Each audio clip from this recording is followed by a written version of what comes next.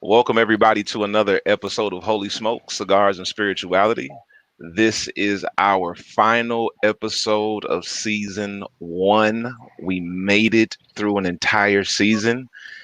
In the midst of COVID-19, we still got through the first season, and I'm excited to be here with my crew today. I'm Christian, the host, the heretic, and I'm excited to be here with you. I got a good portion of the crew with us today. We also have some people in our live virtual audience. Shout out to our patrons, everybody that joins us from week to week and gives us feedback. So, what I want to do is let my friends introduce themselves. And today, on this last episode, I want you to tell us your name, your moniker, and tell us what is a new cigar or cocktail slash spirit that you've been introduced to this year. With COVID-19, we should have been introduced to a whole lot of stuff because we had so much time. I'll start. As I said, I'm Christian, the host, the heretic. And today I'm smoking the new cigar that I was introduced to this year. Shout out to my friend Stephen Thurston Jr., who put me up on this. Stephen is one of my dearest friends and also my biggest antagonist. If if you follow me on social media and you see Stephen Thurston commenting on my posts, trolling me, please don't worry. That is our love language. Uh, that is how he shows love to me, and I show love back in the same way. But he introduced me to this stick. It's called the Tabac Especial by Drew Estate. And I'm not gonna tell you any lie. Y'all know how I love my fat bottom Betty. Tabac is giving her a run for her money. Mm. Yeah. Oh wow. Yeah. Tabac is giving fat bottom Betty a run for her money. So I'm just gonna put that out there. Y'all check it out for yourselves. And we'll just see what happens. So let's go ahead and get the introductions from everybody else. Let's go with Karima, Grayson, Myron, and Kervance. Karima. Hey y'all, my name is Karima Akila. They call me around here the truth. Yes. I add the F on that because I'm from Philly and I lived in Baltimore, so that's just how you would say it, duh, truth. But let's see, what have I been introduced to? Christian introduced me to Blade and Bow. Is that what it is? Yes. That thing is delicious. And then I tried this here. This is Jack Daniel's Tennessee Whiskey Coffee. Ooh. Mm-hmm. Put that in there with a little bit of next to my Cafe Du Monde. So My mind. yeah, my mind. Yeah, that's a beautiful thing. So that's what I've been introduced to, trying something new, and it's very tasty. But it says that it is non-alcoholic, so I might have to amend that a little bit by adding myself in there. What's the point? I love it. Mm-hmm. All right, who we got next? Grayson Leviticus, is it you? That's me. I'm pleased to see Tennessee so well represented in your coffee choices. And I guess if Kervance's is the signature, if that one's from Tennessee, then it's the signature. Right. We got our signature coffee. But yeah, I'm Grayson. They call me the pundit round these parts. And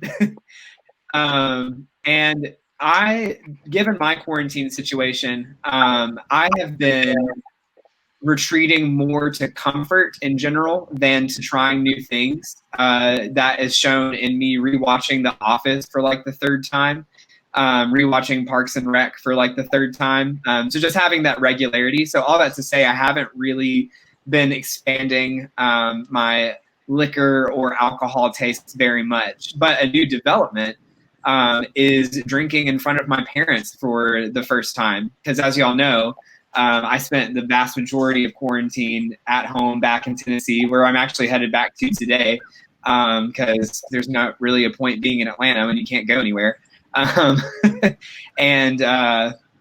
So drinking in front of them, whether it was just like a glass of wine or some beer, is a pretty new development, because I grew up in a teetotaler household where I caught the belief, was never explicitly taught it, but caught the belief that alcohol, even consuming it, yes, Pam, even consuming it is bad. It's like it's immoral. So it wasn't neutral as like something you need to be responsible with. It was don't do it at all.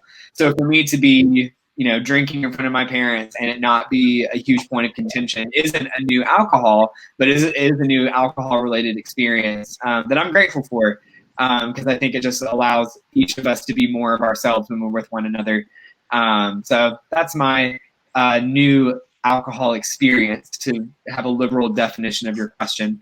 No, I think that's beautiful, man. You know, opening up, doing some different things. Shout out to Grayson's parents, Pam Hester. Tell me your dad's name again. Rick Hester. Yeah. So funny story. Um, my book has been submitted to the publisher, and they're working Woo! on printing it. Yay! I should have a book ready for release in the next 4 to 6 weeks. So we're going to start pre-orders in the next couple of weeks. And a lot of people don't know this, but Grayson is a premier editor. So I asked Grayson to just kind of read over my manuscript, and he sent it back to me like it was stained in the blood of Christ. There was so much red on it. Like, It's dripping in blood. I'm talking about it was so thorough and overwhelming at the same time, because you know I thought I was done. Like, I knew I had to make some adjustments, but I thought, you know, I'm gonna just read through it one more time. When Grayson sent it back to me, it took me like 5 days just to go through the edit. So I did the edits that Grayson told me to do for the most part, and I sent it in to the publisher. And when I talked to the publisher, he said, "Hey man, I just want to congratulate you. That's one of the cleanest manuscripts I've ever seen." Mm-hmm. And he said, I've worked with hundreds of authors. That's one of the cleanest manuscripts I've ever seen. Mm-hmm. So if anybody needs an editor, Mm-hmm. please hire the services of Grayson Hester, the pundit. Please. Yeah, because he Thank will you. get you right. Yeah, he will And definitely get you. I legitimately enjoy it too. Editing is something that I don't know, something about it. So yeah, if y'all need something edited, just let me know, because it's something I really enjoy and would be happy to help with. Yeah, absolutely. I'll reach out to you after this podcast is over. And Try to see if I can get some of your services. Number 2 in line. All right. That's it. I love it. Thank you, Chris. I appreciate Absolutely. It's good to see Melanie Ivy here today, and Oh, Pamela married, and so shout out to Blake. Oh yeah, I think that's Josh. He said I could use some coffee, maybe without amendment for now. I think he's referring back to you, Karima. And That is then a beautiful picture of Melanie. yes, I mean Melanie's a beautiful person. go ahead, She man. is. With your glamour shots. TK. Blake, this makes perfect sense now. Mm-hmm. So I love the tobacco. It's made by Drew Estate.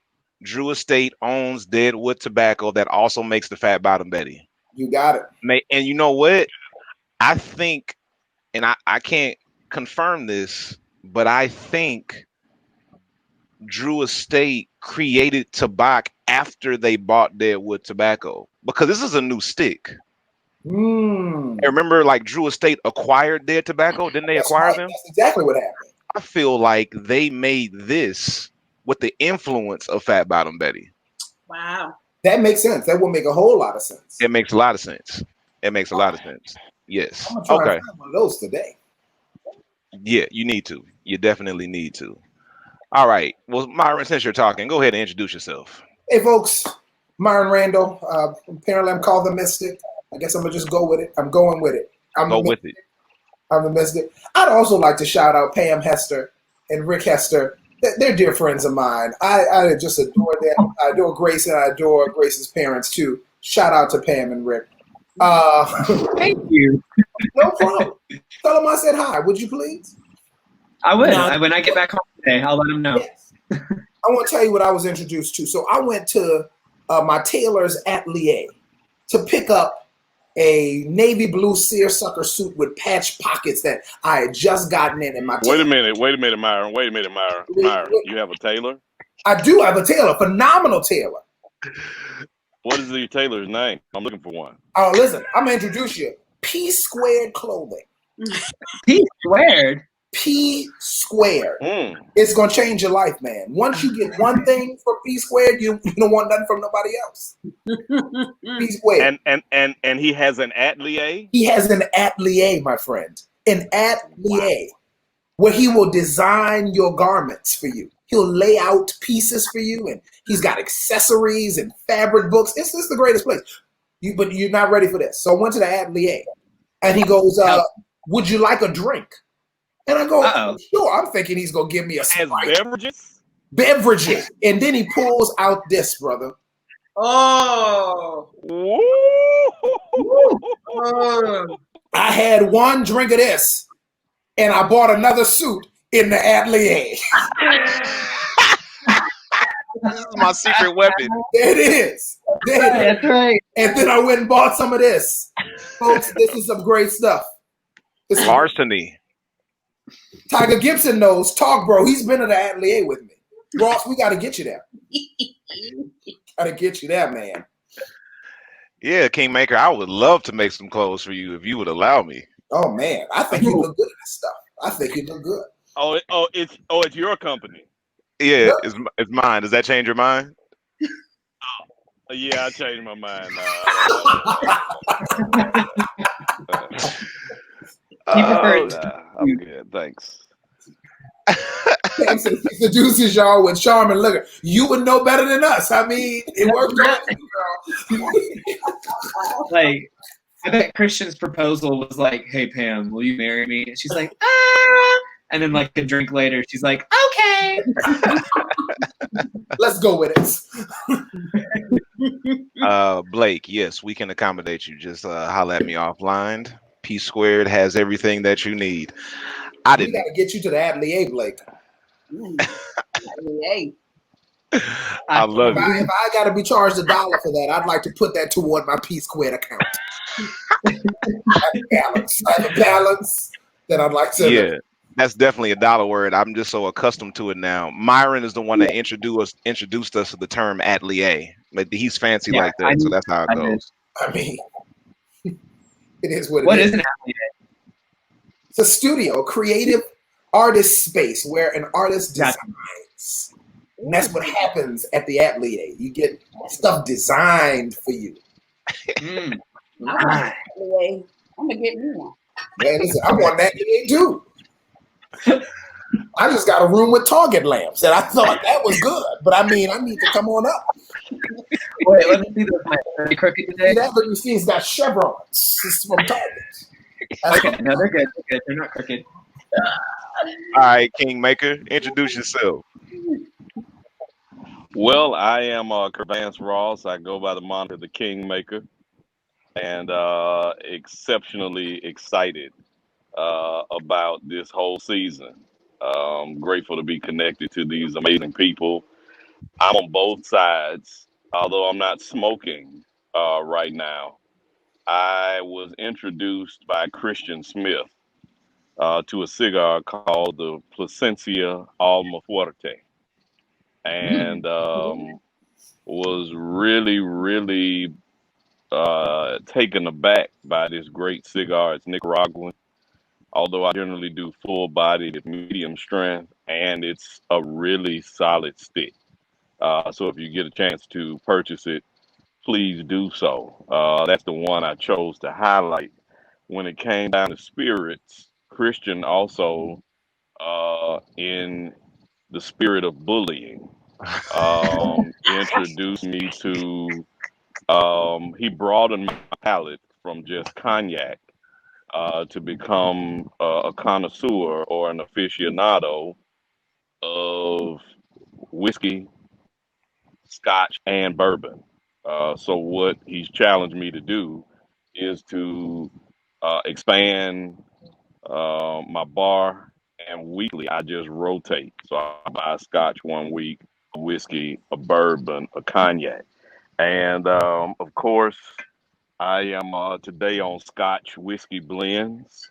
So I'm doing the Johnny Walker Black Label and switching out based off of how this session and this day might go between the Uncle Nearest 1856. Yes, Lord. So that's where I am. And if you are, if you don't have a bully in your life, this is a great time to go seek out one because although they will oppress you in some moments, they will expand you in others. So Mm. thankful for my The bully word. and my friend.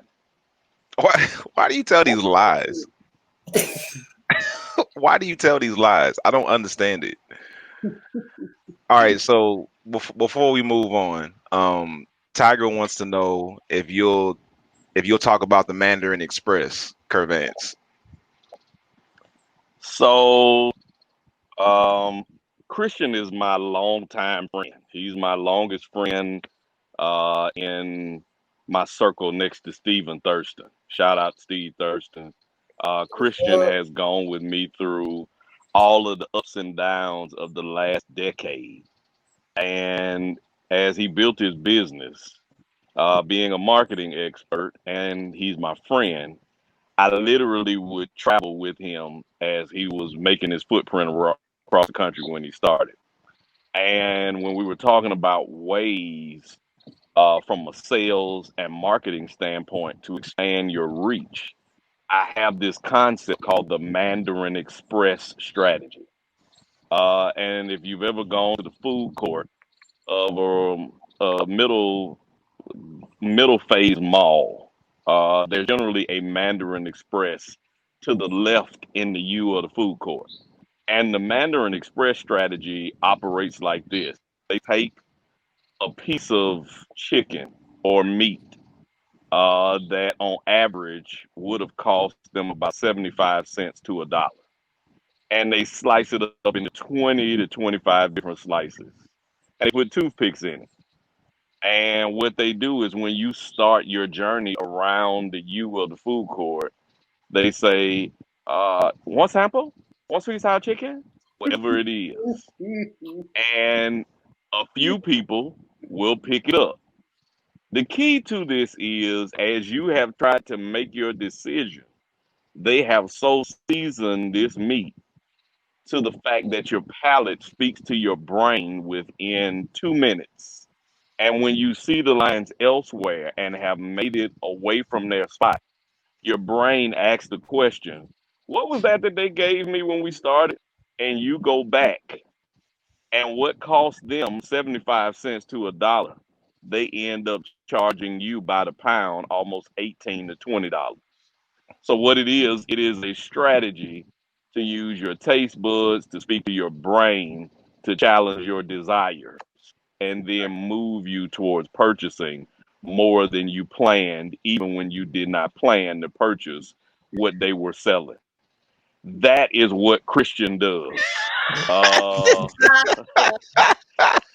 his sweet and sour chicken is larceny. Yeah, it is. And what he'll do, he will make sure that you might come in, you think you're coming in for a conversation or a catch up, and by the time you make your way around the atelier, some kind of way larceny, which cost him possibly about 30 to $40, has turned into a $30,000 write up, and now you're Clearly. trying to figure out how you gonna pay your house note. Explain to your wife why the kid can't go to college in 15 years. So that's what the Mandarin Express is. Yeah. Oh God. Mhm. Oh God. That is so not true. That is so not true. Parts of it were true, but that last part about me is not true. Well, we got the crew here. Um, and this is our last episode, so I want to do what I normally do. We create disruptive faith-based content for the everyday person. So one of the things we do to make sure we keep all of our content accessible is we have a mechanism called the dollar jar, Dollar where jar. people like Myron and Curvance and Grayson are generally making contributions because they use big words that many of us can't understand. And anytime you use a big word that the average person may not understand, if you don't define it immediately, you have to drop $1 in the dollar jar. Shout out to Josh Carpenter today, who's joining us for the first time in our live virtual audience. Josh is the one person here that I think would outdo all of us on the big words. Josh is a brain. He's brilliant. I've had conversations with him. Dude is incredible. But for Myron, Curvance, and Grayson, you guys still have to put $1 in the jar. So that's what the dollar jar is for. We have one basic rule at Holy Smokes. That rule What's the rule, Reverend? is that we respect each other's lived experience. That is so What's important the rule? that we respect each other's lived experience. One more time, Reverend. One for the Father, one for the Son, and one for Now, the Holy Ghost. now somebody Yes, tell me sir. who's the bully. Somebody tell me who's the bully. The rule is that we respect each other's David lived Chester. experience. When we have conversations about life, faith, and theology, it's really easy to lift up our doctrine and our theory over somebody else's lived experience. So we challenge people in this space: if you come across somebody with a lived experience that contradicts your theory or doctrine, take that as an opportunity to learn from what that person has lived. And that one rule is rooted in greatest commandment theology, which is, what my upcoming book is going to be about, is basically an introduction into this theological framework. And greatest commandment theology simply states that your love for God is displayed through how you love your neighbor, which is an extension of how you love yourself. Therefore, you can't fully love God if you don't love your neighbor, and you can't fully love your neighbor if you don't love yourself. Jesus says that numerous times throughout his ministry, and it is reinforced numerous times throughout Scripture. So make sure you look out for my book release. We're going to launch a website too. We're going to do a pre order. The title of the book is Breaking All the Rules, and it's an ancient framework for modern faith. I can't wait. We got some great stuff coming up. So today, we're going to wrap up the season. Where do we go from here? We've talked about a lot. We've unpacked so many different ideas.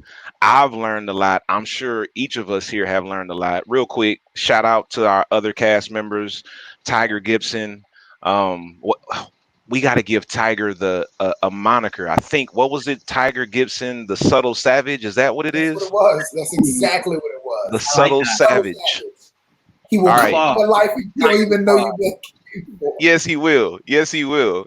So hold up. So shout out to Tiger, shout out to Greg Deloach, the bearded sage, and Nikki, The the anchor. anchor. So let me tell you how subtle Tiger is with his savagery. He's gonna get mad at me. He's like, I can't believe you're telling people this. No, because you came from me, and he was real slick with it. So he didn't realize, like, I have a gap on the side of my mouth right here because my baby teeth never fell out, and Oh, and so my adult teeth grew in behind my baby teeth. So I had my dentist, like, within the past couple of years, pull out my baby teeth. On one side, you can't really see a gap. On the other side, there's a pretty big gap. So I showed Tiger this picture that Kirkland took of me in a photo shoot, and I had this big gap on the side of my mouth. And Tiger was like, I never noticed that gap. I said, yeah, man, it's there. So the next week, me and Tiger in the atelier, and yeah. he said he's like, yeah, I told my friend about my clothier. He said, you see how I said that, clothier? I can say that because I got my teeth right here. You see? Oh, oh, Yo, savagery. Savage! Savagery. Oh my God! You can't have thin skin and be a part of this group. You cannot. That man came for my life. Like, dang, excuse me. Yes. Yes. I have other jokes I'll tell off air that I don't want Woo. everybody to hear. Um so so oh no, it's true, Tiger. It's definitely true. So shout out to the rest of our cast. Today we just want to like kind of unpack what the whole season has been. This is our 16th episode.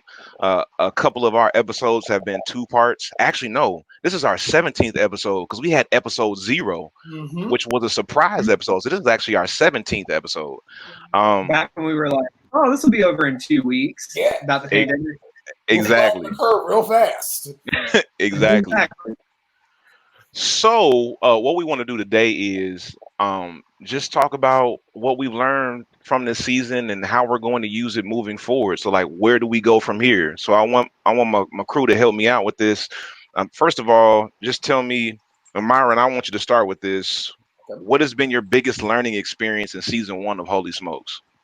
Oh, listen, I've got so many thoughts, but listen, the most practical thing I can say, and then I'll get into the non-practical stuff, is read your emails. That is the first thing I'm going to say is read your emails, folks.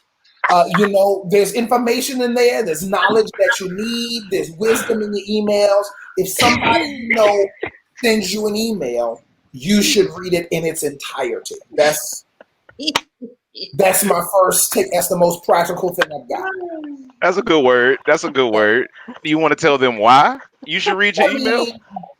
So I skimmed the emails, when they came in, and I messed up some of the episodes. You can't tell that in the episode. Thank you to our editing team. But sometimes I was talking about stuff that I shouldn't have been talking about when I should have been talking about something else. So I messed up some episodes, but y'all would never know that because our editing team took it out. But if I read the email, I would know what episode was what episode. And it's episode 3, Tiger. Episode 3. It's episode, but it's not episode 3. It's really episode 2. Okay. Episode 3 in my mind, but it was really episode 2. Oh God. We had a moment. I read all my emails now. I read this email. I'm sure you do. After he let you have it, I'm sure Oh you my do. God. And let me tell you, the Daddy Grace there, the leader of the Holy Smokes movement. Daddy Grace. He's full of smoke. Daddy Boy. Grace. He's full of smoke, folks. I mean, Stop it. He lit shot a that fire, smoke at me sir. real He lit fire. a fire. Shot it at me real quick. If you read your email, I knew in that moment I should probably read my emails. I knew I should read my emails. My light flashed before my eyes, and all I could see was emails. I felt like Hillary Clinton. I'm going to lose this race because of emails. I'm going to lose this race. I know what Hillary felt like. I know.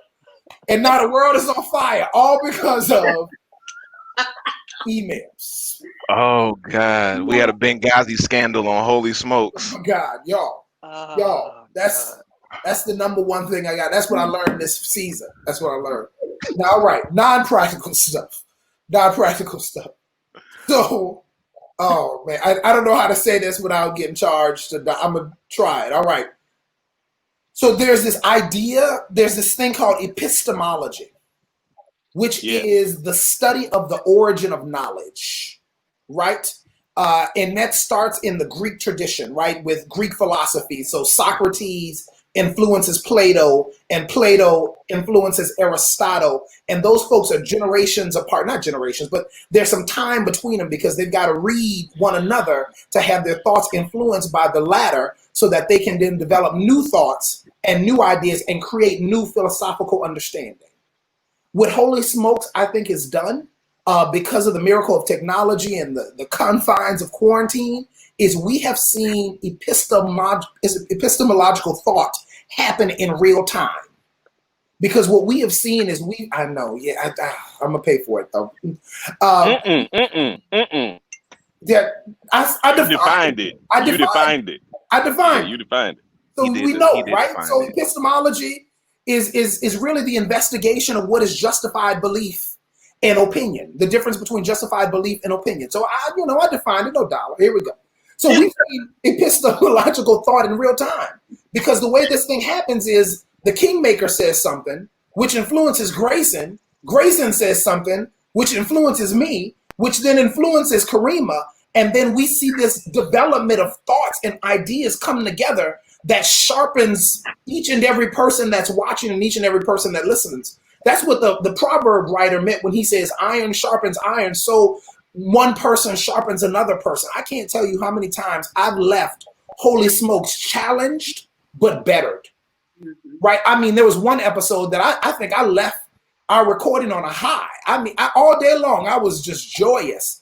And it was an episode that we argued the most on. We fought on our ideas and our opinions, but I left sharpened and developed because my ideas were refined, my thoughts were challenged, and it helped me see clearer and think clearer. And could that be when we were declaring this the year of 2020 vision and clarity? Could that be what we were asking for the whole time? Yep. That we weren't asking for things to go smoothly, we were asking for things to be challenged so that we could see clearer than we could ever see before. So that's my thoughts about Holy Smokes so far this year. You are such a preacher, man. I love it. This is what I got. This what I got. You're so subtle. How you just like eased in. Could it be? Could it be that that's what we were praying for when we asked God for 2020 vision? I love it. It was in the moment. I just had to go with it. I was there. I learned that from the Kingmaker. I've watched him so many times, and so I wanted to give a strong wrap up at a conclusion there. You a preacher, man. I'm a preach like y'all one day. I mean, if you do that, you might go somewhere. I mean, I'm a preach like y'all one day. Because yeah, this one here, and then that one over there. This one over here. I don't even know what way I'm pointing. One over there. No. That one. And then this one up over here. All right. So, do you remember what episode that was, Myron? That you were challenged and had to like go back and reflect? Oh, the episode on whiteness. I remember it like it was yesterday. I never thought I'd be challenged on whiteness. Okay. Yeah. That's a good one. Loved it. And I mean, talked about it with everybody. Like, what do you think about this thought? And they were like, oh, that makes sense. Oh, that's great. And so it was wonderful. Yeah. A wonderful conversation. And like everybody had something different to add to that conversation. Mm-hmm. Can I share something that I didn't get a chance to share on the whiteness episode? What you got? You know, I'm always moderating. So sometimes my thoughts don't hit me in the moment and I reflect on them afterwards. But if you haven't seen the whiteness episode, go back and check it out. It came out in 2 parts. There was a piece where you guys were debating your stances about, you know, the devil and whiteness and which one is worse, and is whiteness the devil's vehicle or conduit, and so on and so forth. And the thought that I had, and I think I shared this with you all in private, is that I think a lot of times we struggle with the idea of the devil because we are so drawn to the human-like qualities we give divinity. It's called, and I just defined it. So when I say this word, I know the definition is the human-like qualities we give to divinity. The term I feel like you still should pay $1 for this word because this No. is serious. This is multiple syllables. This is a multi-syllabic word. You need to get $1 for that. Multi-syllabic. You walked into that one, Myron. I did. I'm shutting up. Let me drink this coffee. So the term is anthropomorphism. We got to get somebody else to do the dollar jar. So we in our human comprehension do the best we can to identify with a divinity we've never seen. And the best way we can do that is to give divinity human-like qualities. We give divinity feelings. We give divinity thoughts. We give divinity emotions. We give divinity in appearance, which is why we had the whole conversation about white Jesus and is God white. These are all anthropomorphic qualities that we cast into heaven, right? So a lot of times when we pray, Lord, let it be on earth as it is in heaven, many times we cast into heaven what we see on earth. Yeah. And I think sometimes that causes us to impose our human-like qualities on divinity too much, where we sometimes get caught up. Like, I don't believe that God is human. I don't believe that God is in the shape of humanity. I tend to view God as like an energy source, and even that is limited, right? But energy is what my finite human mind can comprehend. At the same time, it's still a little bit beyond my comprehension, which is why I like the whole energy notion. I believe even if I encountered God, I would not be able to like clearly identify. Like, God is probably here right now. God is energy. I feel God all the time, even though I can't see God. And sometimes I think we cast whiteness onto God because that's what our minds can comprehend. Yeah. So that was just something that I No, was that's thinking. so good, man. I love the idea of energy because that would be akin to the Old Testament word of glory, right? It's this surrounding presence that you can feel and that is tangible and in the midst, right? And so I think that's a true kind of idea of what God is. Yeah. Now, the only pushback I would give you is what I think is different in Christianity is that glory decides to enter into humanity in Jesus. Yes. And that it decides that it wants to be with us and not just near us.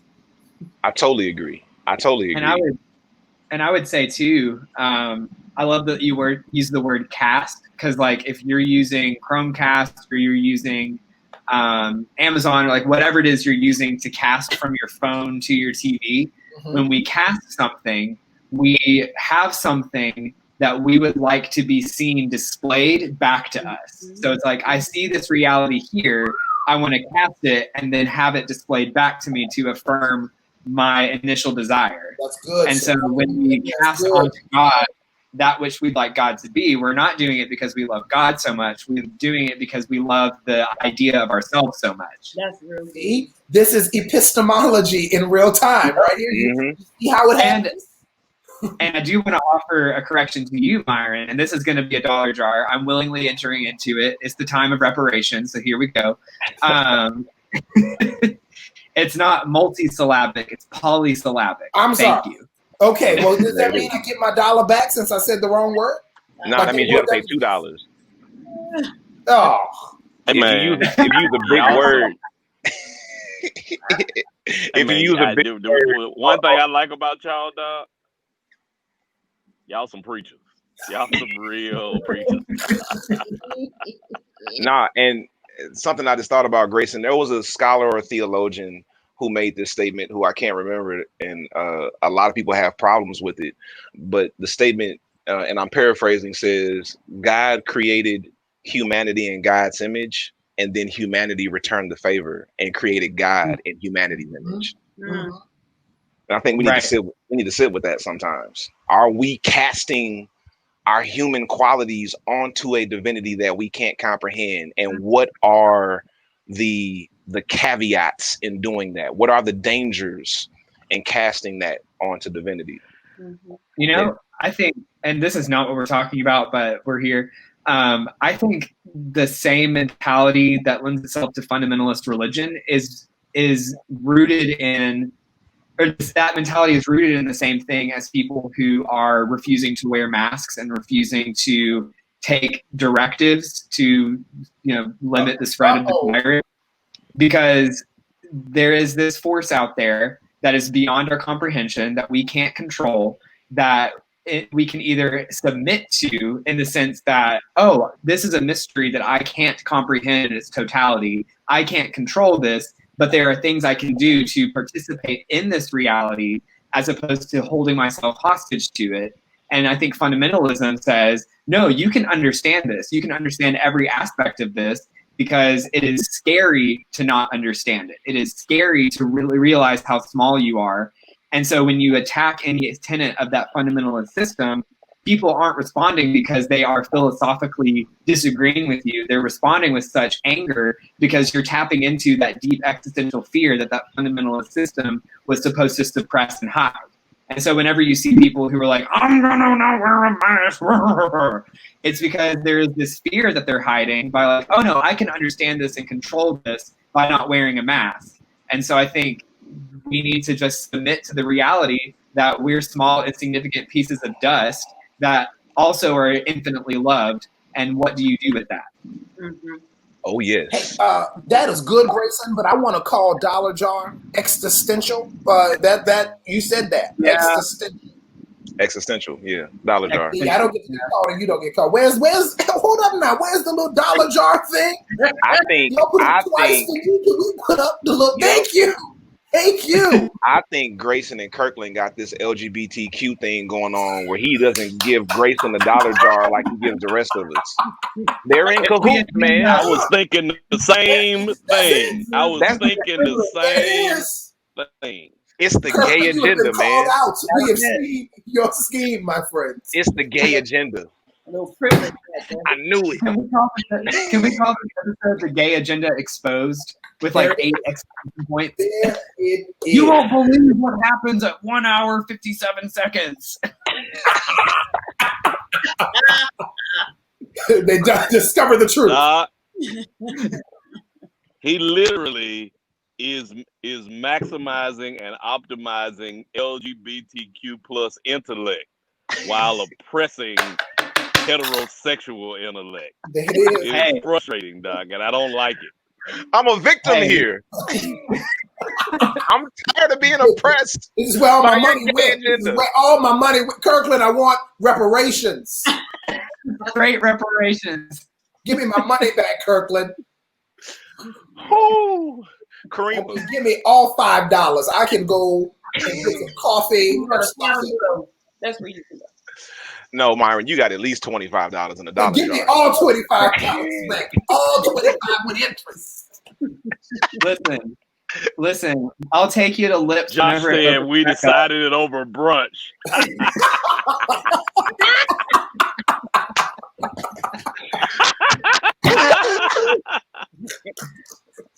Listen, Myron, I'll take you to Lips whenever stuff opens back up, and you can pay the drag queens $25, and we're even. Dang, I don't even know where that is, but I'm in. Let's go. Oh man, this is why I love this show. How can you not love Holy Smokes? I just don't understand how you can love it. Karima, hit us with some truth. What have you learned this season? I think for me, number one, just being on the show, it's kind of what Grayson said at the very top of the hour when he said that for him, drinking in front of his parents was a new thing. Mm. And so, a lot of times, the battle is won on these very small fronts, which can lead to bigger things. So for me, just being able to be free and to be disruptive and to be fully self-expressed and to understand that some of the conversations that we engage in here would be very rattling to people who knew me way back when I felt like I needed to please the church or please my parents or please this group of people, that I was in fellowship with. So, there have been some podcasts and episodes that I know people who knew me before are like, what's she doing? What's she talking about? Like in that song, I know you ain't gonna sing that song. But so for instance, the episode is God transgender, or talking about the episode about sex, or the episode about, cussing and drinking, those things, especially the sex, cussing and drinking one, I felt that those were just an opportunity for us to say what everyone is already thinking and doing, coming from the churches that I grew up in and experienced in my adult life. People had their church life, then they had their real life, and never should the two intertwine. And so in this type of environment, the word disruptive means that, we're going to interrupt. what it is that you have normally been doing, and we're going to interject, something that is real. And so, just to put it on the forefront, put it in people's face, we're going to talk openly about the things that you talk about and do privately. I think that it is a doorway and pathway to freedom. And then the episodes when we talked about is God transgender, when we talked about all of the whiteness and the privilege and the police and all of that, I think that too, we took what was happening in the world and we put it right here. And we use the context of our own lives. So for me, Holy Smokes has been an opportunity for me to actually live in truth and to not be ashamed of it, and to challenge those that would have a problem with someone expressing these thoughts. And it's been an awesome experience. Who knew? Never did I think that having drinks over there at the Cigar Lounge and would lead to all of this that we're bringing into the earth. It's been an amazing experience. I've been challenged. I'm gonna tell you what, Pam, that episode when she was talking about people not wearing a mask, this was, many weeks ago before, it became mandatory and all that, but she really challenged me. And it was her, and it was my experience at Walmart. I went to Walmart, and I wasn't wearing a mask at the time, and there was an elderly lady, and she was looking at me, and the thing that did it for me was I saw the fear in her eyes, because she was looking at me with such, she was just so afraid. And I said, I don't ever want to be the cause of someone's fear.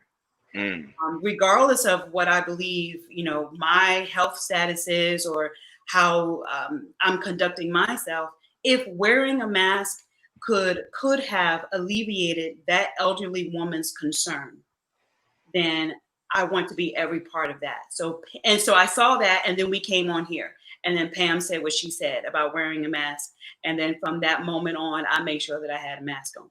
So it's just stuff like that, you don't really, little things like that lead to a bigger and a broader discussion and platform. It's been an amazing experience. Yeah, Pamela will do that to you. Mm-hmm. I live with her, so I know. I bet you do. Yes, and she will challenge you all the time. I'm actually later today. I'm leading our Bible and Beyond session at the Faith Community, doing lockdown lessons, which is the series that we're on right now. And the premise of the series is, what has God revealed to us during this lockdown? So today is one of my installments, and I'm going to talk about what God has revealed to me is that for many of us, it's not serious until it hits home. Yeah. Mm-hmm. And I think that's one of those, lessons that we need to discuss and unpack, that we shouldn't have to wait for it to hit home until it becomes serious to us. Okay. And, to really do some self-reflection and say, if the person closest to me became deathly ill, what adjustments would I make to my life? Right. And if you can honestly say, you know what, I would change this, and I would change this, and I would change this, and I would change that, make those changes now. Yep. To avoid at all costs that happening to that person that loves you. So that's ultra important. I appreciate you bringing that up. Can I throw something else in there? I love what you just said, because I immediately thought about, and again, here I go off into the realm of the scriptures. I thought about Acts chapter 4, right? In Acts chapter 3, the day of Pentecost happens, and the gospel is preached in all these many different languages. And then in Acts chapter 4, the disciples realize, oh snap, we've got lightning in a bottle here, right? Like this Jesus stuff is something different. And Peter prays in Acts chapter 4, and he says these words. He said, Lord, give your servants boldness. And with your comments just made me think of that we've got liberation here that we are offering people, that there's a freedom that we are giving to people, that you can be who you authentically are. and still be spiritual, and still have conversations about God, and still respect divinity, and still be saved and Christian. And, you know, we need to have boldness to put this on our platforms and don't care what others say, right? If they are bold in their oppression of people, we can be bold in offering those same people liberation. Absolutely. Absolutely. Holy Smokes definitely helps you with your boldness. Good enough. Listen, I have people contact me from all walks of my life. Like, I don't know what you were saying there, but I'd like to discuss it. And Christian is patient. Christian will have a dialogue, and I just go, oh, delete. How about you write a paragraph to me all that time, and I just delete it. You spent all that time arguing with me, and I just deleted it. Because I already knew where you were going, and I knew what frame of reference you were coming from, and you didn't want to have a discussion. You want to have an argument, so I ain't got time for that. So unfriend, unfollow, delete. I wish you well. Yeah, Myron does not play. Myron's one of the most charming, charismatic people I've ever encountered. But if you get on his bad side, he is going to rip you to shreds. I hope I never cross Myron. It's never going to happen. Never going to I happen. hope I never cross Myron. But no, you know, to what you were saying with this whole boldness and the energy that brings back to you, and how, you know, people critique it constantly. I think that's happened for many of us, and being a part of this, just the combination of cigars and spirituality in public. Not so much the combination as a whole, but in public is the key part. Yep. Because so many people sit down and have these conversations in private. I mean, and smoke a cigar. They have a dram of whatever spirit. Yeah, a dram. I'm saving Thank you you, that Tiger. question. That's for you, Daddy Grace, right there. Yeah. Okay. So I'm gonna get to that. Just leave it up there for right now, and I'm gonna get to it. Like, so we're doing things in public that most people thought you couldn't do in public, and we're actually helping people get free by being honest about who we are in public. And I believe that is liberating for a lot of people. Yep. We also have to keep in mind that liberation comes with a cost. When you get free, you lose some things. You know, when the children of Israel came out of Egypt, they were complaining, saying, can we go back to slavery? Because at least when we were slaves, we knew we were going to get a hot meal every day. Now we got to get out here, and we got to hope and have faith that this manna is going to come from heaven.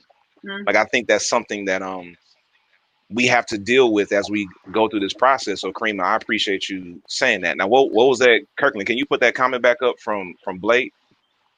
When Greatest Commandment Theology takes off and spreads around the world, do you think it will become a new denomination? Oh, Lord Jesus. The presiding bishop of the Greatest Commandment Theology denomination, Chief Presiding Elder Archbishop Daddy Grace Christian Smith. Do I think it will become a new denomination? Blake, that is not in my plans. I hope that it helps as many people as it is meant to help. Curvance probably had say what now? Don't run from it. Don't run. I got a white robe for you to wear too. It's white with red piping on it, and it's got a cape that matches it. And I think you should wear that when it becomes a denomination. Stop it. Please stop. GCT Reformation. There it is. Oh, I love it. The GCT Reformation. Yep. We're going to have a conference every year. Yep. Call it a convocation if we want. Oops, did I just attack someone there? Did I do a subtle savagery? Oh, please stop. Please stop. Blake said, I know it's not the plan, but you know how people are. Yeah, we're gonna take it one step at a time, man. Like, nothing I have done in ministry was in my original plan. Right. I plan to serve as an executive pastor or assistant pastor under another seasoned pastor for a period of time to kind of, build up my insight and hone my craft and learn pastoring under somebody else's leadership. I didn't have that opportunity. I tried. So that my plan didn't work out there. And then I planned to build my business, my clothing business. I wanted to go ahead and really get that fully established so that when I did go into ministry, I could actually have somebody else operate my business and it could just be residual income. It could be passive income for me. And a friend of mine, Adam Gray, one of my dearest friends, he chastised me like, what are you waiting for? You need to do this now. And I said, no, Adam, I'm trying to work on my business. And Adam said, oh, so when Jesus sent out the disciples 2 by 2, did he say, make sure you get your business in order before you go out 2 by 2, or did he just say, go? I said, damn it, Adam, I didn't come to hear that today. And Adam said, well, just talk to the people in your small group. Just have a conversation with them and see what they think. And I went and talked to the people in my small group. And everybody I talked to individually said, oh, we were just waiting on you. Yeah, we've been waiting on you the whole time. So I don't know what's going to happen. I'm open to whatever God has. And I just want to keep helping people as much as I can to get free and deal with the discomfort of freedom. Because as you work through that, you can't turn back. You can't turn back. Anybody else, based on like what Karima said, anybody else have a moment this season where it was like, ooh, did I really do that in public?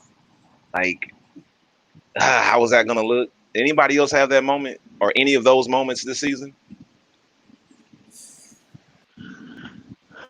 Yeah,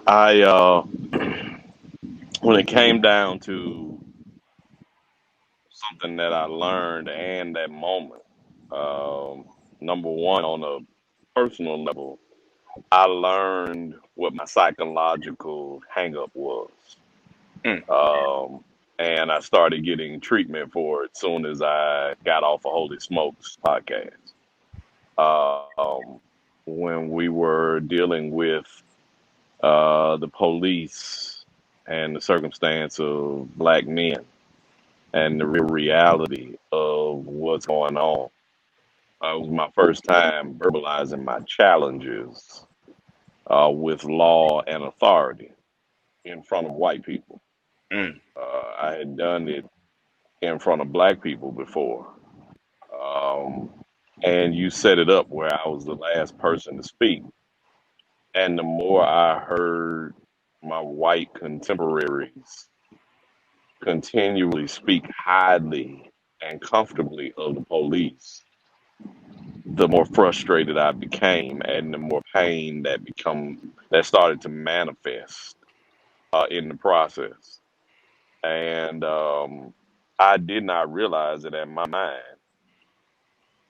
I had blocked out issues until I did my podcast with Holy Smokes. wow. And it was at that moment that I went to betterhelp.com and signed up for counseling, um, because I've been looking for my issue, and Holy Smokes helped me identify that my issue was white men in authority.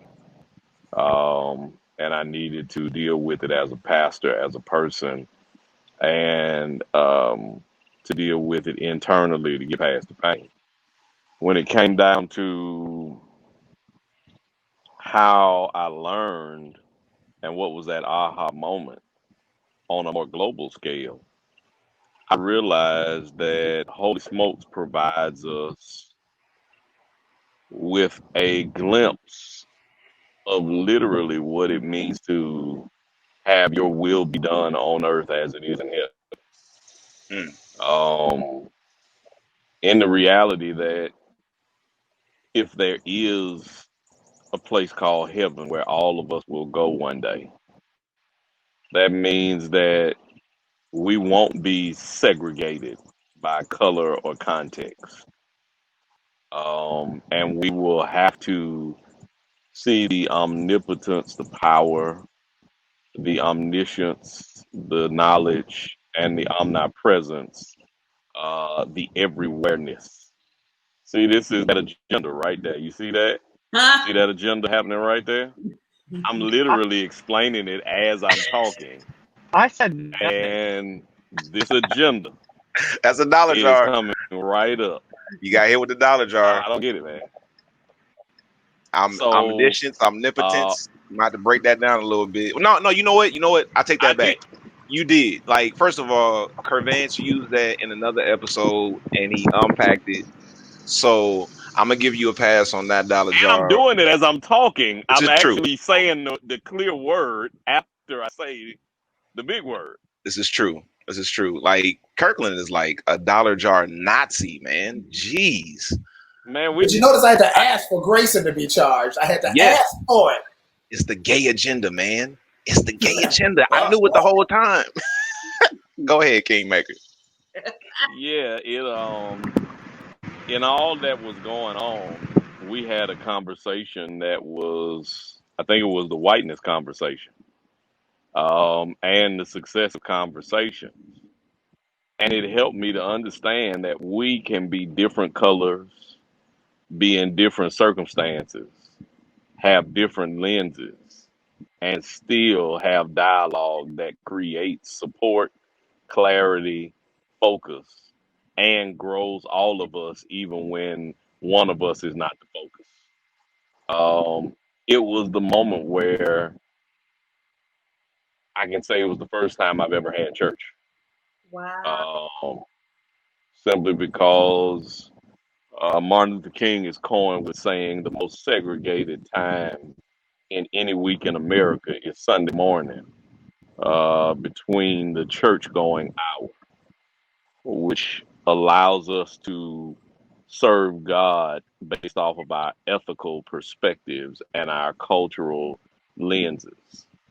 But in that moment, we were ministers, we were theologians, we were seekers, we were in pain, we had different perspectives. Many didn't understand, some of us overstood, and nobody was minimized. And when you left, you realize that God still shines on the just and the unjust. You realize that God provides an opportunity for all of us to be able to heal when some of us are not hurting. Mm. And that was a major moment, that Holy Smokes allows us to understand that you can have church and not allow the boundaries of color to minimize God's plan. Yeah, that's good, man. Just that Mm. that whole notion, and like Cody said, he said he realized some white people really don't understand what we deal with daily, and that's true. And it's only in spaces like this where we are willing to honor each other's lived experiences, where we can have that realization, like, oh, this person has a different lived experience than I do. And instead of dismissing that lived experience, let me learn from it. Because, the thing that always trips me out is like when we talk about oppressed groups, as a black person, and then you have people like Grayson and Kirkland who are in the LGBTQ plus community, and you have women like Karima. When they talk about their experience of living in this society, when are we going to actually take their word for it? When are we actually going to not just listen to their stories, but believe them? Mm. And I believe that's the major problem. That's what's happening right now. Like I said recently, I'm deeply concerned and troubled at how white supremacy is morphing. Because prior to the civil rights movement, white supremacy was defending itself. And now it has morphed to denying its own existence. So you have white supremacists now saying that white supremacy is not a thing. They used to defend it and say white supremacy is right. Now they're saying, no, there's no racism. All that stuff is in the past. There is no white supremacy. There is no oppression. Black people are making it up. Mm. And you know what? We do that. I'm going to speak for the black church. We do it in the black church. Like, gay people aren't oppressed. Right? We don't do that. You know, we can just have a difference of opinion. It's like, man, but we're hurting people. We're hurting people. Like, we're literally like, so Grayson helped me with this one time, and I use it constantly. So when I make this statement, it's influenced by grace. And there's a text, and Myron probably knows where it is, where it says, "You judge a tree by the fruit that it bears." And if the fruit of our theological tree is suicidal ideation, because that is what our theology has done to many people in the Q plus community, is if that is the fruit of our theological tree, then we need to assess that theological tree and chop it down. I'm talking about at the root, which is why greatest commandment theology is so important to me, because it gets down to the root of the matter and not just, trying to, trim the branches. Nah, at the root of it is problematic. And it's okay to start over from scratch. That's powerful, man. I That's just got powerful. to jump in right there and just say, Vance, I just applaud you so much, because that episode that you shared, I mean, I was sitting there like, damn, I felt your pain as much as I could. But to hear that you allowed that episode to do its work and to rough up some stuff inside of you, that you then, took the next step that so many of us do not do. You took the next step and you went on a website. What was the name of that site again? BetterHelp.com. That's amazing. You went I there. love that you admitted that. Yeah. That is so you don't understand how powerful that admission is, because so many people are just looking for someone who looks like them, who is a man, who is a black man, who is as strong and as powerful and as influential and as intelligent and articulate as you are. To say that, yo, I got some shit that I that I need to sort out. Yeah. You took the appropriate steps to do so. I applaud you. And to everyone that's listening, allow 2020, like we said before, to make your vision sharper, and then take the next steps in order to be well. I take my hat off to you, sir. I agree. Yep. Yeah. I appreciate it. It was I can definitely say it was the most painful real moment that I can think of. Um, I am on the public platform on a regular basis. I pride myself on being able to, when the camera comes on, to just be ready. Um, that was the most pressure I've ever been under on camera, Wow. because every person, and I think Nikki came right before me, and she was just so laissez-faire. Laissez-faire meaning careless, free in the perspective of her perspectives of the police. And to hear people just kind of be like, yeah, the police, I hadn't had a run in 24 years, and and it was frustrating because I just had the tension 2 days before.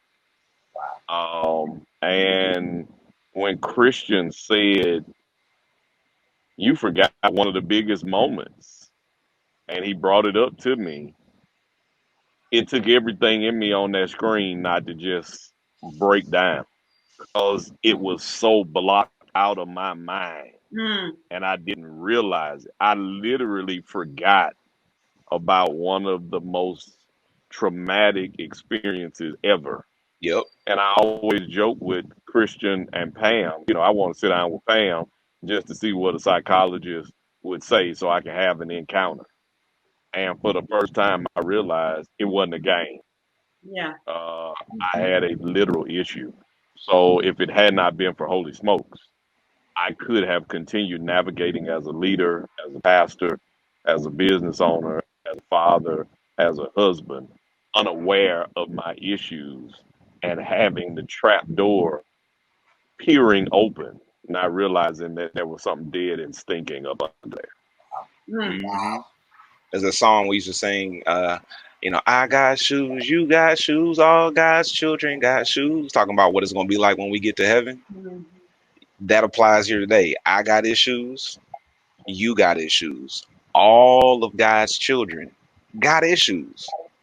And when we pray to God to help us work through our issues, sometimes the answer that God gives us is a therapist to help us work through it. That's right. And Yeah. I will say, as a pastor who truly loves my people, there are some issues I am not equipped to help you work through, and you need to see a therapist. I'll give you some spiritual direction. Help you work through your theology, but I'm limited in my scope because I'm not a trained psychologist. I'm a trained theologian. Mhm. And a psychologist is going to give you some perspective that I can't. And then I'm going to give you some perspectives that a psychologist can't. So it's about utilizing the resources that God has placed at our disposal. Right. So yeah, I appreciate you bringing that up too. Side Of note, that's Matthew 7:15. course. And 16, Matthew 7:16. Matthew 7:15 gives it context when it says, beware of the false prophets that come to you like sheep's in wolves' clothing. And then he says, you will know a tree by the fruit Mm, that it bears. And if it bear fruit. Well, you make me think about something that Holy Smokes does that we don't get a chance to talk about because so many people are thrown away by our disruption, but Mm. attracted by the same disruption. Is that um, we minimize the balance of life in exchange for biblical blasphemy. mm, And what we end up often doing is maximizing vices that create balance by minimizing a Bible that talks about reality. And in that challenge, one of the things that we overlook is the fact that we have made it okay, and not saying this in a negative way, to be honest about your vices. Smoking cigars, having a drink, making sure that we are not allowing the church, critical individuals, and culture to drive us to go crazy. mm-hmm. And realizing that you can enjoy a drink and not be intoxicated and help yourself from losing your mind. You Exactly. can have a cigar and have some kind of clarity in that moment. And what has happened is it has forced us to invite people into our Christian journey that were against the Christian journey because of the fact that we lied to people and made them think we didn't have any balance. Mm-hmm. And now we are actually exposing the reality that sometimes having a drink sobers you up enough to realize I got an issue. Not being honest with who you are intoxicates you with Christian culture so long that it forces you to think that you're perfect and you have none. So I want us to continually be comfortable in this reality generation, not telling people that we're perfect and then going locking the doors and pulling down the blinds and drinking up everything underneath the sink, as opposed to being imperfect, saying, if you're not liking me, be patient with me. He's still working on me. And then allowing people to have critical dialogue that draws us closer as opposed to pulling us far apart. So that's a big piece of Holy Smokes for me that has been liberating. And I believe it has impacted people that we'll never meet. I totally agree.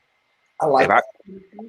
if I could tell you how many times somebody has said to me, I was ready to walk away from church and Christianity, or I had completely walked away from church and Christianity, and the ministry of Holy Smokes, the ministry of the faith community, gave me an opportunity to re-engage in a different way.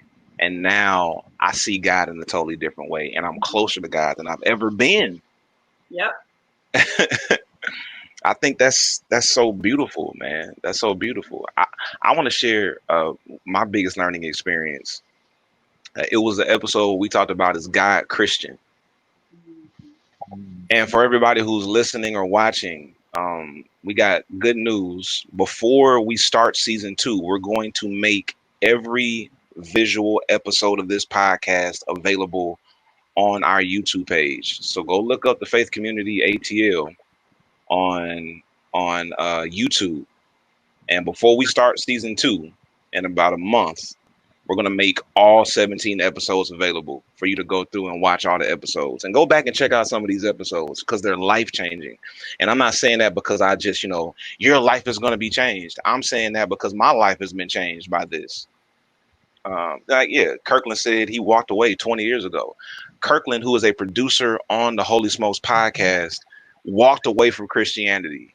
And this ministry brought him back to explore what it could be for him. That just means so much to me. So we had this conversation about, is God Christian? And that episode challenged me. That was another one of those episodes, Myron, where there was a lot of disagreement. Oh yeah. And I think that was the first time you and Kervance went blow for blow with each other. Going for it.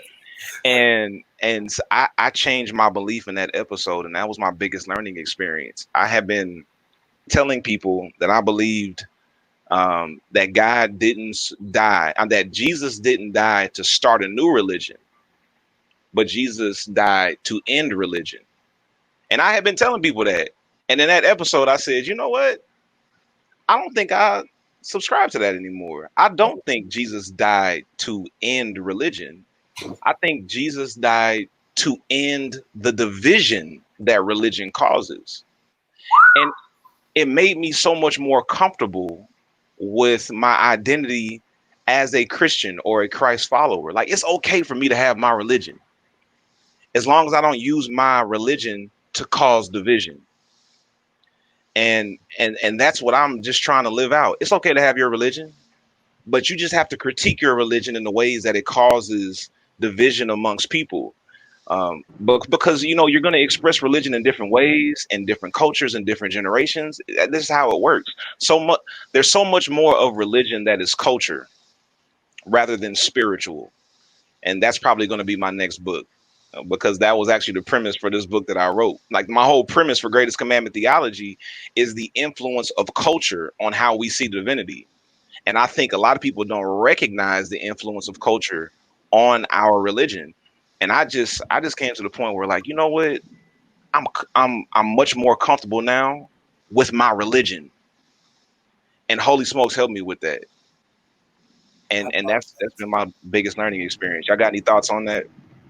Of course I got thoughts. I have a question for you. Go ahead, Grayson. Hey, okay, I didn't know if y'all could hear me. Mm-hmm. I actually have a follow-up question for you, Christian. Mm-hmm. So first, to be clear, the episode wasn't "Is God Christian Smith?" Right? Just to clarify. Right. Okay. Right. Like, we came out of that conversation like, I think Jesus is walking among us, and he's a clothier.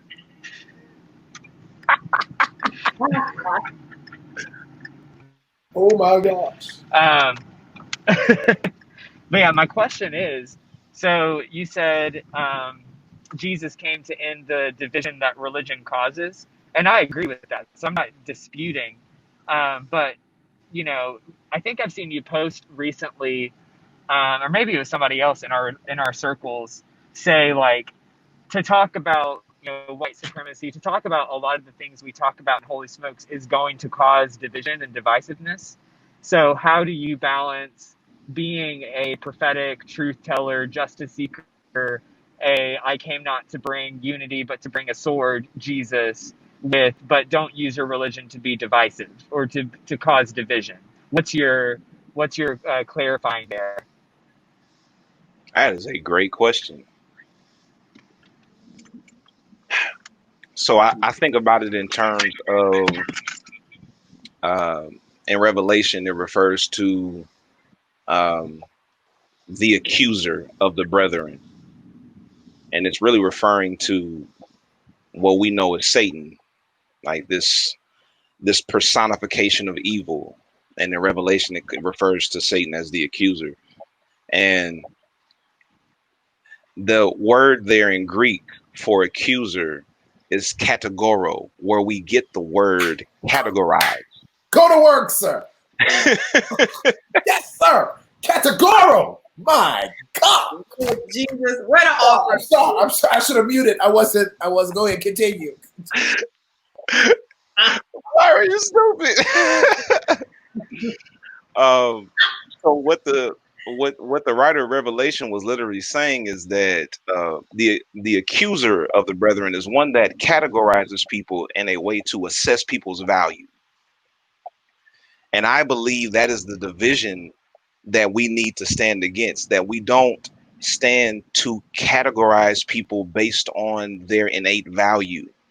That all of God's creation, no matter who you are, racist, bigoted, homophobic, patriarchal, you are God's creation, and you have you have just as much capacity for good as you have for evil. And what we want to do is challenge people to use that capacity for as much good as possible. So when I challenge people to replace their homophobia for affirmation, when we challenge people to replace their patriarchy for women's equity, when we challenge people to replace their racism for anti-racism, that is not meant to cause division as far as categorizing people. I'm not saying you are innately corrupt. I'm saying you're innately complex and you can change to embrace all of God's creation. So yeah, there is a nuance there, Grace, and I'm glad you brought that up because I'm not doing this to tell people you're innately evil. No, you have capacity for good too. And when I use greatest commandment as the framework, what I'm challenging people to do, and what I believe Jesus was challenging people to do as well, is to say, look, you got to figure out how to love yourself. And when you truly love yourself, you project that onto the people around you, because love for self is the foundation of the gospel. Love for God is the apex of the gospel, and love for your neighbor is the connection. So once you learn how to love yourself, your connection of love for self to love for God is love for neighbor. So sometimes people will see that as divisive. And I understand, because it pushes back against your privilege. It pushes back against your ignorance. Sometimes that ignorance is willful. Sometimes people are invested in misunderstanding, invested in being ignorant. Well, we're going to challenge that. So I hope that answers the question. Anybody got any other thoughts? Oh, Jesus, that was good, brother. I want to buy a tape of just those last 45 seconds. That was all right. You stupid, man. You stupid. I appreciate you, man. What comes to mind for me is, and I just want to say, while I was on my little sojourn, I really appreciate also your vulnerability, Curvance, and your ability to go against what Dave Chappelle, to do what Dave Chappelle said when he was like, I did something that most Black men in their 40s don't have time for. I self-reflected. Yeah. And so I applaud your Chappellian turn in seeking out better help and seeking out therapy. So that speaks highly of you, and that is strong, and that is manly in ways that are true and not produced out of some exploitative imagination. And I'd say that also because I was, picking up prescription for Lexapro, which is an antidepressant, which helps me manage my OCD. So like this whole mental health, seeking help, all of that conversation was happening in real time in two layers. Because while Curvance is talking about seeking therapy for a problem that just became known to him, I was seeking medication for a problem that I've known about for myself for a long time. So we're practicing it as we preach it. Absolutely. Wow. So, Grayson, what was your biggest learning experience? And then we'll move towards our wrap up. Yeah. Well, one thing I wanted to add to your nuance, I guess, Christian, is that you can divide in math, but even division produces solutions. Like at the end of all division, there's an equal sign. Except when you try to divide by zero, right? Like it's impossible to divide by zero. And in this case, I think zero could be those lies that we comfort ourselves with, those lies that we are committed to that don't produce solutions and in fact are impossible. You can't divide by zero. It breaks the calculator. And so when we try to divide by zero, we end up dividing things that break the calculator, and we end up dividing by lies and things that can't exist, such as racism and homophobia and sexism and white supremacy. Because if evil is against the reality that is God, then evil is unreal. It is an imaginary number. That still has real impact. You can do math with imaginary numbers, but it is unreal. And therefore, when you try to divide by it, you end up dividing other things. But when you divide in real division, you end up with an equal sign and a solution. So let's not divide by zero. I love it. I feel like you set me up. That was very good, Grayson. You asked me a question, and then you set me up to get to that point, which really encapsulates everything. That was excellent. You're brilliant. That's why I love you. All right, so Grayson, what have you learned? What was the one thing that you learned? Or not one thing. What is one thing that you learned this season? Well, I do have to defend my honor for a second. I had no idea I was going to say that when you started. I just thought of it while you were talking. So That makes sense. I actually didn't set you up. I take it back. I take it back.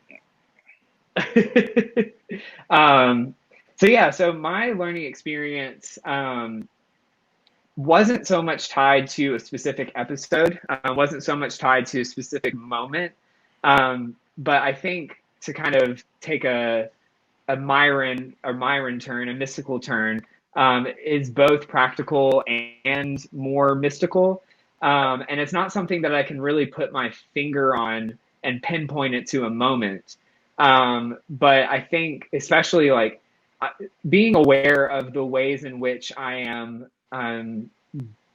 like categorically, as in you can categorize it, as in not in the way that Satan does. I feel like I have to clarify now. The fact that, I am one of 3 white people, the fact that I'm the only LGBTQ plus person, and I'm younger than y'all, everyone in here, by a pretty wide margin. And that's not throwing shade. That's just the way it is. Like, I'm 25, and I think, isn't Myron the next youngest person who's like on the cast? Yeah, 35. Myron's 35. I'm 36. Yeah, so there's like a 10-year gap between me and y'all, which means as much as I like to, and as much as I know that I, know things and I'm smart and can turn a phrase and like I can hold my own with y'all, I think there are things that I have not yet learned in terms of wisdom and in terms of lived experiences, even beyond, embodied reality of race or gender or sexuality or whatever. I certainly have learned a lot through that. But I think just through age too. And a conversation that actually I can pinpoint it, a conversation that you and I had, Christian, about ways in which the gift of my youth and the passion and the vigor that youth lends sometimes was a detriment, whether it was me unwittingly but really centering myself as a gay person and therefore also as a white person, where I would, just try to like jam in this perspective because it needs to be said, and it does, but sometimes at the detriment of the equity of the group, or just learning how to sit and listen to experiences that are challenging. Oh, thank you, Blake. Experiences, and I will say I was 24 for most of this podcast. I only turned 25 recently, so. But yeah, thank you, Blake. I appreciate that. So yeah, there's ways that I have learned that I don't think that won't reveal themselves to me or unveil themselves to me immediately. They'll unveil themselves as all wisdom does, like the blooming of flowers or the turning of seasons, where it's like, it doesn't really happen until it happens. You're like, ooh, it's super hot out here. And then one day there's that like crisp breeze of fall, and you're like, ooh, it's coming. But it doesn't happen until it happens, and it doesn't happen immediately. So yeah, I just think there are ways in which I've learned that I'm still learning, and I think I'll always be learning how to advocate for myself as a marginalized person within a very privileged body. I am privileged in all of the external ways you can be, while at the same time marginalized in a way that's not as immediately evident, which doesn't make it any less real, but it does complicate things. So learning how to do that in a space where I am both very privileged and marginalized, um, and to have disagreements like we did last week with whiteness, where it's like, yeah, I can stand up for myself and speak my voice and challenge people, but not do it in a way that centers myself and not do it in a way that marginalizes other people further. Yeah, so it's not really, it's not even really a learning moment. It's just like this is something I will be learning moment. This is something that we can only learn in doing it with grace and understanding and community and commitment to one another and apologizing and having that apology accepted and all of those things. Just how to be a complex human in a very complex world, because none of these questions about my identity and how I relate to y'all and what all of y'all have to teach me as people who are older and not white and female or straight or whatever. You know, the fact that we are having these questions is a very beautiful thing, because the prepackaged microwave dinner, easy, well-ordered lawn suburban life translates into the people you hang out with. And I could be just skating along easily being like, well, this is what it means to be a white person among other white people, and that's that. So it's just a really beautiful opportunity to make mistakes, learn how to make mistakes, learn from them, and to be a better human among other people in a more full image of God. So I really don't have like an answer in the sense of like, this is what I've learned, this is what I'm going to do with it, but more just like, this is where I've identified this ongoing journey of learning among people who are in many ways not like me at all, but in other ways that maybe matter even more, very much like me, and how to be a good young person and be loud and obnoxious and say things that are forceful, because at the end of the day, what are puns if not taking something that you've been taught? This is what this means. This word means this. The pun didn't Taking that arrive. into, yep, and then taking that word into a different context in relationship with other words to completely subvert the meaning. So we are doing puns in real time because we're taking, like, this is what this means to be a white gay man. This is what this means to be a black straight man or a black straight woman or a white woman or whatever. And then we're taking that meaning, carrying it into a different context. And then people are like, wait, that's not what that means. That's not supposed to be in that sentence. So the puns, like, yeah, they're a shtick, and they're something that I like, and they're funny and moan worthy, whatever. But we are actually doing like pun work by transmuting and translating words that should have this meaning into different meanings. And so I'm just learning how to do that better. And I appreciate y'all for allowing me to do that. You said you didn't have an answer. That was an incredible answer, man. Oh. Jeez, that was excellent. I want to say real quick, man, I appreciate your willingness to be challenged. You know, I talk to Pam about Grayson all the time. Pamela's my wife, for those who don't know. We talk about him all the time. Like, Grayson is a phenom.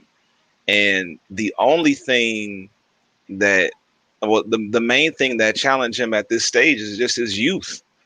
Like, and as he grows, this is like, whoa, this dude is going to be a problem for the world, because, you know, I challenge Grayson all the time. We drive each other crazy. I think both of us would admit that we drive each other crazy, but we're willing to be challenged by each other. And I appreciate that about Grayson, because not everybody would allow me to challenge the way Grayson does. And we've had some very difficult conversations in private throughout the course of this year. But we have both grown and learned from them. And, you know, you said something about wisdom. I'm actually talking about that a little bit later today at the Faith Community. And there's a scripture I want to quote from Proverbs 4, 5, and 6. I'm reading it from the Common English Bible, and Proverbs 4, 5, and 6 says, "Get wisdom, get understanding. Don't forget and turn away from my words. Don't abandon her." And her being wisdom. She will guard you. Love her, and she will protect you.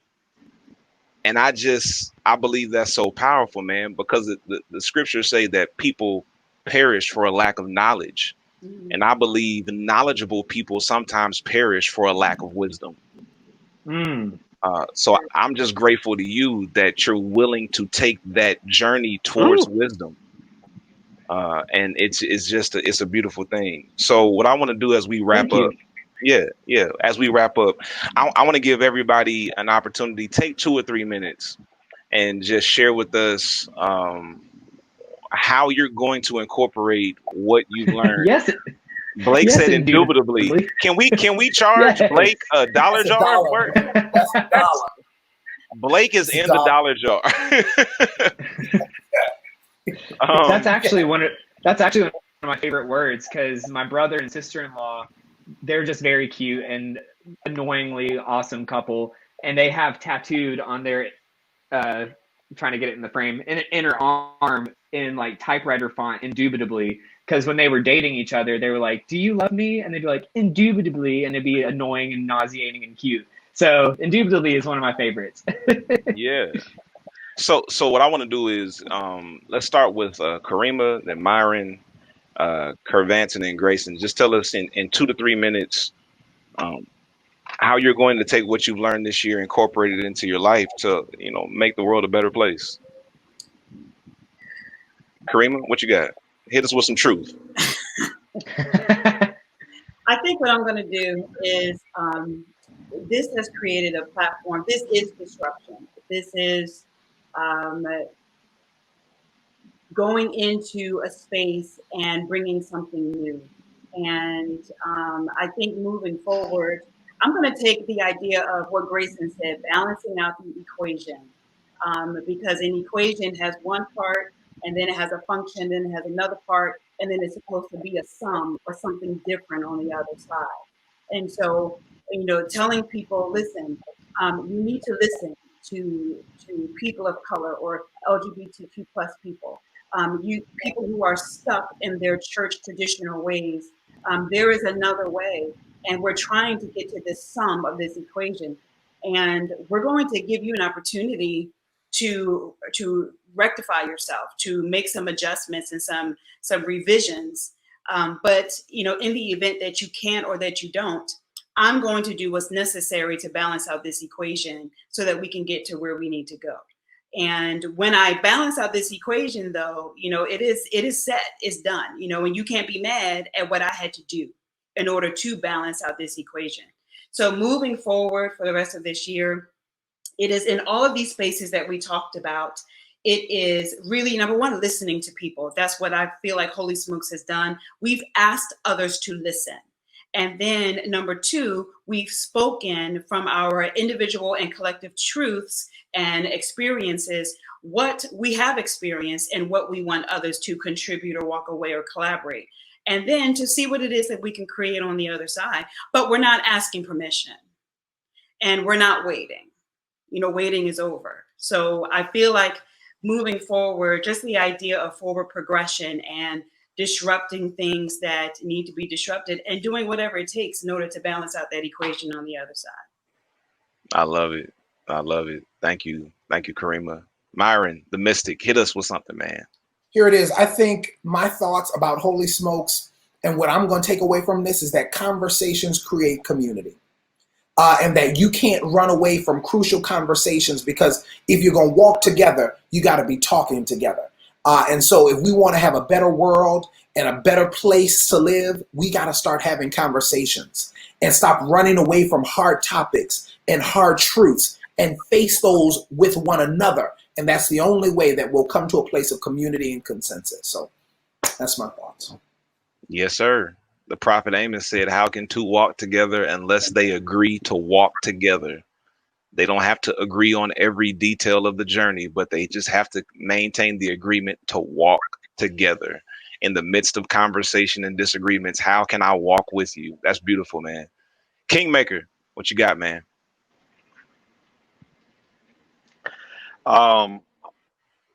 When it comes down to how I'm going to incorporate this moving forward, it brings to mind a parable of a circumstance with a woman who happened to be a first lady of a pastor at a major church in this community.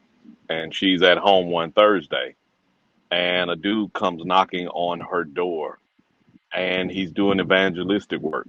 And when she opens the door, she said, "How may I help you?" And the guy asked her, "Do you know God?" And she was so ruffled and frustrated that she simply slammed the door in the man's face and ran to the back of the house and sat in her room until her husband came home.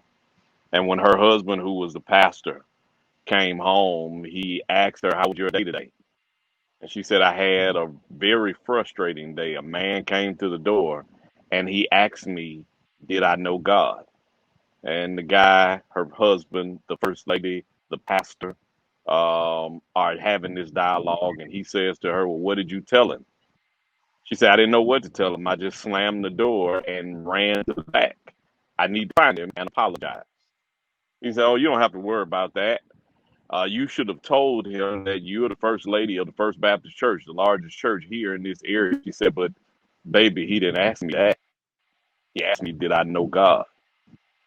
He said, "Well, did you tell him how much you give to the poor? Did you tell him how much we help the community and how upstanding we are?" She said, "Honey, baby, I think you misunderstood. He didn't ask me that. He asked me, did I know God?" And Holy Smokes has helped me incorporate the fact that many times we are answering questions that people didn't ask. And on top of that, we are moving forward, operating by our deeds and not operating by our relationships. And when we now start to be faced with the serious questions of how much do we know God, many of us have no response and we slam the door in people's face who are simply looking for direction and looking for somebody who mirrors the God that we've been talking about.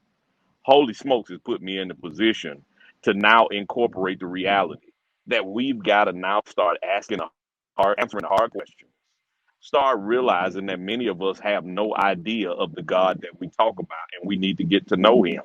And then force ourselves to look on the inside and make the clear changes so that we can represent on the outside what we talk about through our mouths.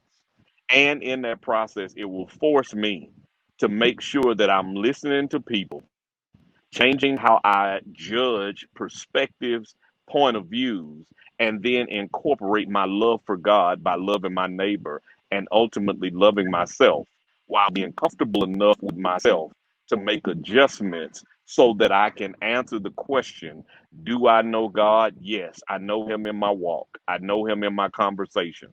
I know him in my issues. I know him in my reality. I know him in my community, and I know him in my relationship. I'll start incorporating these things so I don't have to slam the door in the face of people who are simply seeking a God through a person that says they are connected to the person that they're seeking.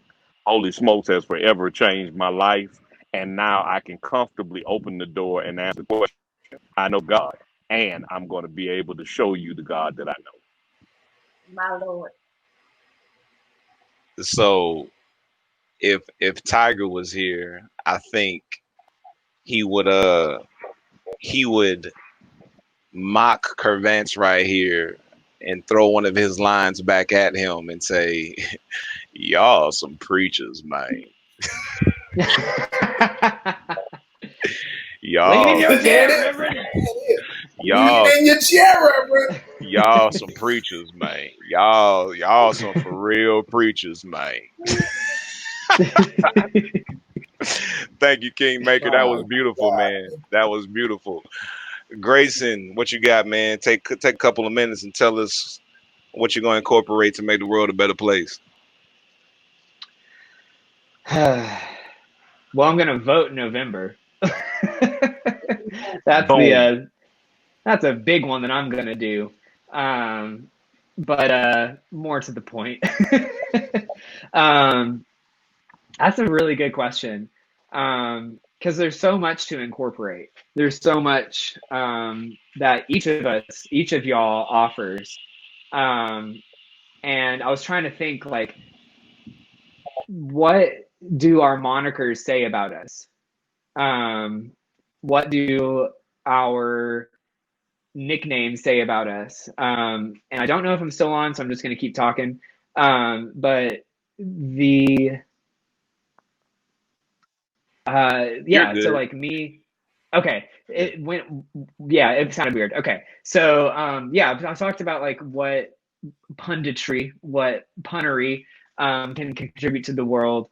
I think I will learn from Nikki how to be anchored in things, and not get so wrapped up in the value of thinking and the value of logic in and of itself, but to anchor myself to something. I think in the whole youth conversation, not to deny my youth, because First or Second Timothy, I forget which one, says that we need the youths to be ourselves, but also I think we need some bearded sages in our life to balance it, and as Sage always does, to bring good energy into the room and to give me something to model myself after. To see, a progressive white man in academia and using that for good and to balance myself. So got to anchor myself when I feel myself going adrift and floating away to escaping feelings and escaping realities into like intellectual reality, which my therapist will say I do quite often. To be sage-like in my wisdom and discernment, to view myself as the king that I am. God made me a king, and I'm just making myself into that reality. So that's something I think to incorporate from Curvance. And to be a king means not to be not to domineer, not to dominate, not to rule with an iron fist, but instead to rule with an open palm, and to be vulnerable and be open and soft, and that in that way making of a king that is worth following and worth being, as opposed to the models of kings that we so often have in the world. For Myron the mystic, kind of already incorporated that one, but to be very wise and very knowledgeable, and to always have something good, to always be preaching and leaning in the chair, Reverend, but to do it with joy and humor and light, to take fun things seriously and to take fun things seriously and to take serious things with a smile. I think is something to incorporate. Karima, always dropping the truth, unvarnished, unapologetic, with the force of your fullness. I think is something I want to incorporate. Christian, just being who you are and the risks and steps you've taken, the amount of times you've reached out your neck, and this podcast and community is one of those many times. So to be heretical when the universally accepted and agreed upon truth is not Christ-like. So heresy in service of being holy, being set apart. Like, isn't heresy just being intellectually set apart? So I don't understand why heresy is such a bad thing when the mainstream beliefs are actually the bad thing. And Tiger, the subtle savage, I think we agreed upon. Just using humor as a way of advancing conversation and bringing people together, and also to be shady when the ground's getting too hot and we need a little bit of reprieve. We need some shade. I think that just shows the power and the necessity of digging at one another and sort of taking the reality of a world that digs at us and like capturing it and then making it life-giving as opposed to separating. I think that's everybody. Hope I didn't forget anyone. Nikki. Yeah. So y'all, and if I did forget, please tell me right now so I don't offend somebody on to next season. No, you didn't. But yeah. Okay, good. Yeah, but y'all have each given me, and it's not just about me, but you've all each given us the beauty of being you and being each of us. And I think I would be remiss and would be mistaken not to incorporate each of y'all's monikers and what each of y'all bring to the table beyond this podcast and into my regular life whenever that resumes. And just, being a product of who we hang out with and who we associate with. And I'm honored to be a product of y'all. Bring it home, Grayson. Tie it all together. I love it. I love it. This has been incredible. This is what I want all of us to consider and how we can make the world a better place. Because all of us seek to change the world in some way. There are many people who are ambitious and want to change the world for good. And I know I'm a broken record, but it is what it is. I go back to the greatest commandment where Jesus said, love God and then love your neighbor as yourself. The command is to love God and to love your neighbor as yourself. And I think Jesus assumes in that commandment that we understand what it means to love ourselves. I don't want to say that's a mistake on Jesus's part, because maybe people had a better understanding back then, but clearly we don't have as clear an understanding today. And I believe in my whole heart that the way we can change the world is by doing it one person at a time. And the first person we should all start with is ourselves. And if you can truly find it in yourself to embrace your humanity, embrace the divinity within you, and then project that onto people around you, that in essence is changing the world. When you have changed yourself, you have changed the world. And I will take this experience in season 1 of Holy Smoke, Cigars and Spirituality, and do everything I can to continue to tap into the divinity within me and embrace my humanity so that I can then extend that to those around me in my effort to change the world. So that's season 1. Wow. Holy Smoke, Cigars and Spirituality. We're going to take a month off. We'll be back for season 2. Again, if you haven't had a chance to see any of these episodes, or if you have seen them and you want to watch them again, within the coming weeks, they will be available on our YouTube channel. Check us out, the Faith Community ATL. The Faith Community is a church that I pastor. Holy Smokes is a ministry of the Faith Community. So check it out. All of the episodes will be available for the general public. Share it as much as you desire. Please share it. Tell people about it as we prepare for the next season. Connect with us in our Facebook group. Just search Holy Smoke, Cigars and Spirituality. Connect with us on Instagram at Holy Smokes Movement, and connect with these individuals. Whoever has impacted you or influenced you throughout this first season, connect with them. We just regular people just having conversation. I promise you, these are conversations that we have all the time. We just decided to make them accessible to everybody else in the hopes that they would be a blessing to those who hear them. So that's season 1. Season 2 is right around the corner. Thank you so much for your support, and we'll see you next season. Peace out.